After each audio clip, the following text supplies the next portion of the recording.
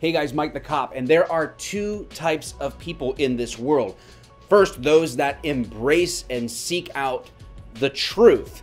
And they do that because the truth ultimately brings freedom. When we live in line with the truth, it can actually be a catalyst for change because it confronts the things in our lives where we're not believing or understanding something in a way that's accurate or objectively true.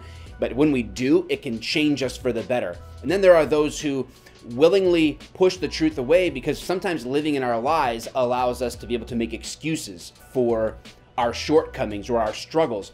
Or in a worst case scenario, people feed us lies that we want to believe or we end up accepting as truth because they want to chain us to that. It allows them to maintain power or position or influence or control over us or others. And that is exactly what I believe is happening with some of these current presidential candidates coming out of a presidential justice forum at Benedict College, where they purposefully manipulate and perpetuate a lie when it comes to how the police interact with people based on race. Point in case, listen to a young black female who asked former Vice President Joe Biden, now obviously currently a presidential candidate, what his advice would be if she were his daughter and got pulled over by the police. If I were your daughter, what advice would you give me the next time I get stopped by the police?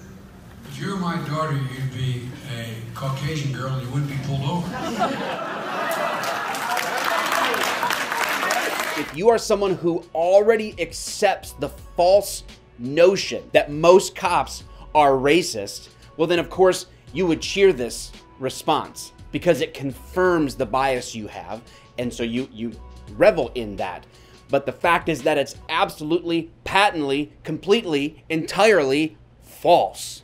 I mean, I literally have done videos with white chicks getting pulled over. You may take them. You may take them now. You may not tell me when to take my child. You may shut the up. There's all sorts of crazy white chicks have been pulled over. Article 4, free inhabitant pursuant to the Articles of Confederation. You can look it up. Relax. Okay. Relax your arms. Let's relax. Stop. You get the idea. I mean, after all, it's women drivers. Just kidding, that's a joke, don't demonetize me. Okay, yeah. Maybe the statement was intended to be hyperbolic, but the underlying assumptions behind that statement that are being communicated do exactly what he wants it to do, which is to position himself to maintain his control over others, his position of influence and power based on a lie. And believe me, it didn't get better at this forum. Bernie Sanders decides that when he gets a question from a young black man asking what he should do, his advice, Bernie Sanders, what's your advice the next time I'm pulled over by the police? I'm literally mind blown at his answer. Next time you pulled over by a police officer, I would do my best to identify who that police officer is in a polite way, ask him or her for their name.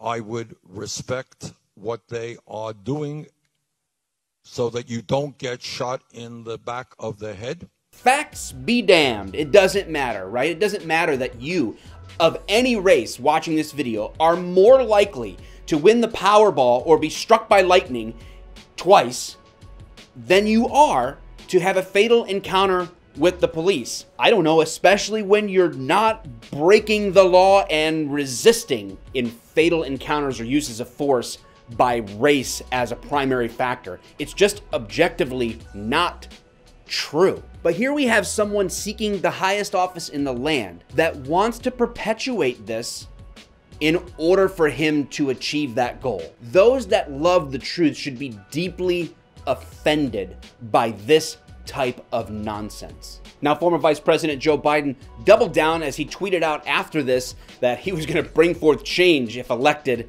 to end institutional racism.